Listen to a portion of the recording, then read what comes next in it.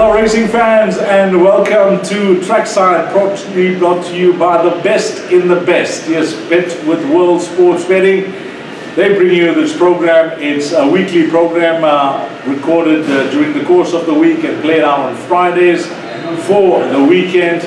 And this weekend, well, it is another bumper weekend when it comes to the feature races. Of course, at Greyville, it features the three-year-old top liners of the season, the Wellington and the Daily News, and really looking forward to both races and seeing how these horses come to their prep, those that will be taking their place in a month's time in the Vodacom Durban, July. Well, that's all happening at Greyville. We also have racing at Kenilworth on Saturday, and then we move along to Sunday at Turfentine. What's happening on the show for this weekend? Well, I've picked out 4 horses on the show, and what I've done is a double and a treble. So we're going to talk about 4 horses. It's going to be a double and a treble that will be up on the betting menu on World Sports Betting. So let's begin with the first of our 4 horses, and that will come up at Greyville in race number 2, and his name is Gainsford. He's trained by Vaughan Marshall and will be ridden by Grant van Niekerk. He's horse number 9 in race number 2, and both his wins down in Cape Town have been over 1200 meters. He's had 2 runs in the province. He took his place in the Bali Turk over 1400 meters. It wasn't the worst of runs behind his stable companion that was seeking the stars. He would have needed that run. And then last time out took his place in the full flight handicap. Now it says that he finished 10th, under 6 lengths behind the eventual winner Ishnana. Now that doesn't tell a full story, and you have to watch the replay. But I'm going to try and explain the replay to you. Okay, Gainsford jumped out. He's head towards the back of the field. He was actually following the right horse in the race, the eventual winner Ishnana. But as you know, at Scottsville, you know, when jockeys tend to think that they need to move to the middle to inside of the track, which is, inverted commas, the better going on the day. And then in a field of 1400 meters, in a field of 14 runners down the straight, it is going to get cramped, and you are going to get hard luck stories. And that's what happened to Gainsford.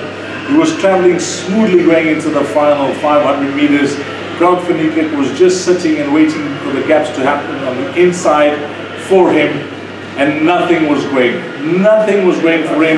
There were no gaps at all. Ishnana found a clear run, went on to win it, and well done to Gart Puller, of course, Ataliwe and Gutla and Mr. Smith and Mr. Mslongo, the proud owners of Ishnana, really did their proud with a good win. But Gainsford, when there was no room towards the inside of the track, decided that, you know, let's look for a run on the outside, and it looked to be a clear run. So Grant van Niekerk moved him out, and unfortunately the door slammed shut in his face. It was a horse that was called Speed Machine. I think Richard Fourie was on that horse. Speed Machine moved in sharply and hampered this horse badly. You know, Grant van Niekerk had to take a hold of his mount. He was unbalanced. He had to check. Everything went wrong for him, and over the final 200, this horse was only punched out with the hand. So there were hard luck stories for a few, but I think of all the runners in the race, if you watch that replay, this horse, Gainsford, was most severely hampered in that in-full flight handicap. He's now at Greyville. He's drawn wide, but on Saturday the false trail would be 7 meters as they turn in the straight. So giving horses all the comfort, all the room to fan out down the straight at Greyville. And there's not going to be any excuses this time around, even though he's drawn line. And I think if he brings his best form, Gainsford, he's possibly the right horse in the race. So that's race number 2, horse number 9, Gainsford. Then the second horse we're going to talk about comes up in race number 8, and we're staying at Greyville. And it looks like a highly competitive D division, C division class, a merit-rated 80 handicap. And the runner that I picked out here is Prince of Taranto. Tony Riverland will team up with Stuart Randolph, and Stuart knows this horse well.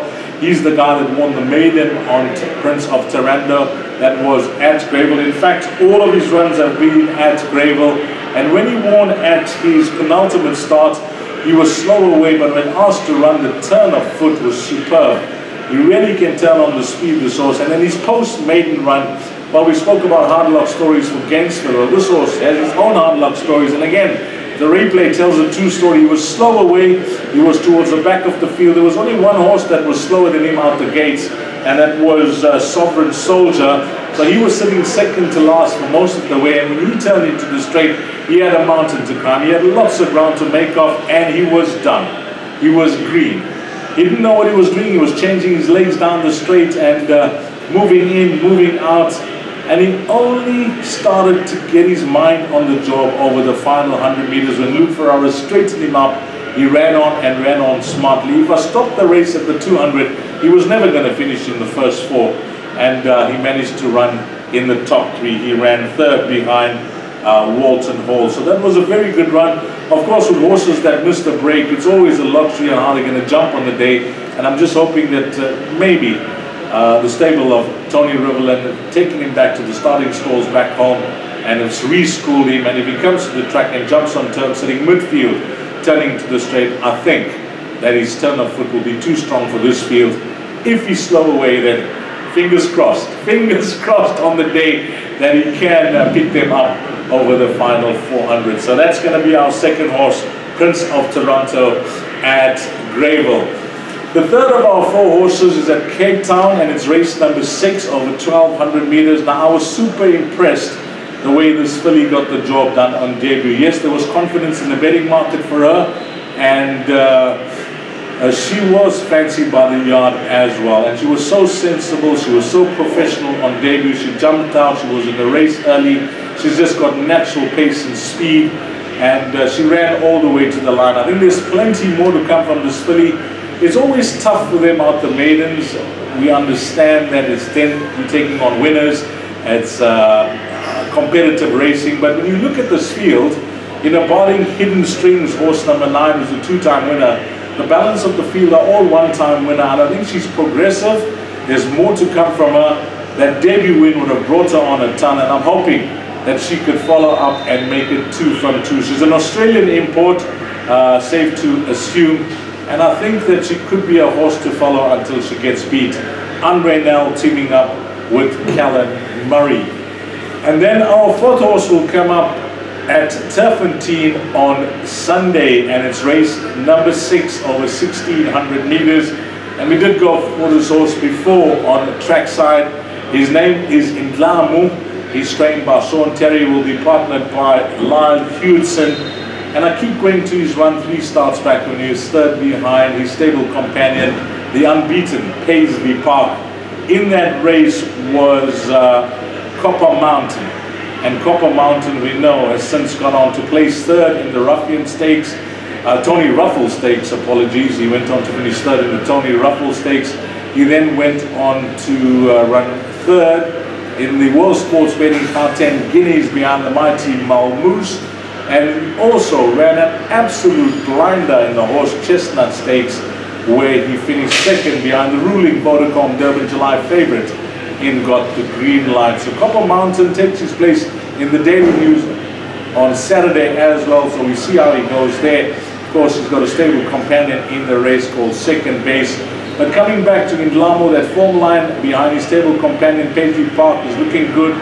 He's had 2 runs back after that race where they rested him behind Bartoldi, and last time out, well, he showed a lot of heart, showed a lot of guts, but he just found one better when beaten by Rise as 1. Draw 1, even though he's carrying 60.5 kgs top weight for 3-year-old, I think he'll be cherry ripe. He'll be primed for this race as having his 3rd run back, and there'll be no excuses this time around. If you're worrying about the distance, don't be. He jumps from 1400 to 1600 meters, which I think will suit him much better. Okay, that's the 4 horses. How are we going to play it? What's going to be up on the World Sports Betting menu? Well, this is the way I've played it. I've taken the double on Saturday at Greyville, so that's going to be up the double. Race number 2, Gainesford, and race number 8, Prince of Toronto. And then the treble for the day, we're going to include race number 2, which is Gainesford. Then we're going to include Safe to Assume at Kenilworth, which will be race number 6. And then we move over to Turfentine on Sunday, race number 6 in Indlamo. So it'll be Gainesford, Safe to Assume, and Indlamo That'll be the weekend Trackside treble.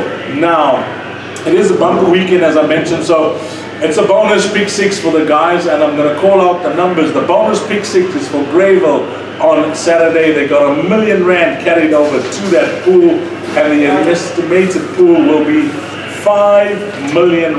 Yeah, R5 million to chase at Greyville on Saturday, featuring the Will Abington and the Daily News. Leg number 1, jot down these numbers, which will be race number 4, 13:35, 25 to 2. So don't be caught napping. You want to be part of the action here. We've gone with 2, 4, 6 horses, all this in numerical order. We're going with 1, Integrity, 2, Consul's Queen. Then we move along to 6, Flower of Saigon. Number 9, Top Me Up Holly. 11, Slivanora. And we've included number 13, Twice to Sydney. Our second leg, we've gone with 7 horses. It is the Lonsdale Stirrup Cup. It's a Group 3 over 2,400 meters. The 7 horses, again in numerical order. I'm not going to discount the filly, Catch a Falling Star. She's well related. She's well bred.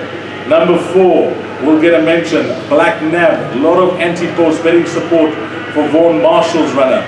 Then number 7, Matterhorn. What a run from him in the World Sports Betting 1900 behind She's a Keeper. And then numbers 12, 13, 14 and 15. 12 being St. Philip, who's turned his career around. He's on a hat-trick. Silver Horse and Black Bayberry from the stable of Justin Snade. And then number 14, Chrome Yellow. Then it's on to the Will Abington, and a race that I'm really looking forward to. The best 3-year-old from Gauteng. The winner of the Triple Tiara, the Ipi Tombi Stakes, and of course the 3 Troikas. She's now won 2, 4, 5 on the bounce. She's going for 6 in a row, War of Athena, and she's no doubt the horse to beat, and she'll be a popular place accumulator banker, exacta banker, maybe even a pick 6 and jackpot banker if you're in her camp. But I've gone with cover. I've always liked this filly trained by Adam Marcus called Princess Keller. After her debut win, she's just been in feature race after feature race, and she certainly hasn't been disgraced against some big names down in Cape Town. And of the 3-year-olds in Cape Town, I think herself and Captain's Ransom was an unfortunate scratching in the Will Abington. Arguably the 2 best 3-year-olds coming out of Cape Town. So it's War of Athena versus Princess Keller for me in that pick 6 of numbers 1 and 5. Then on to race number 7, and this is the Daily News 2000. Well, I've picked out 2 of the best that I feel, in my opinion, the best 2 3-year-old individuals to come out of Cape Town, and that will be Comedy Dun and Linebacker. Of course, Linebacker, the winner of the Derby, the winner of the World Sports Betting Guineas as well, and Comedy Ding, the winner of the Politician Stakes.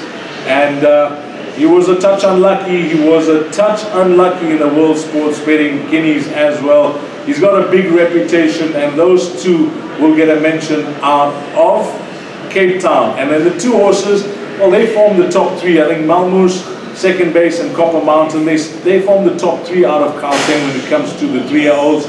Malmoes, unfortunately, not making the trip down. So Johan Janssen van Vuren has got Second Base and Copper Mountain. And interesting to note that riding in arrangements, Gavin Larina this time round is on Copper Mountain. So worth noting that. So the numbers there will be 6, 7, 8 and 10 in the Daily News.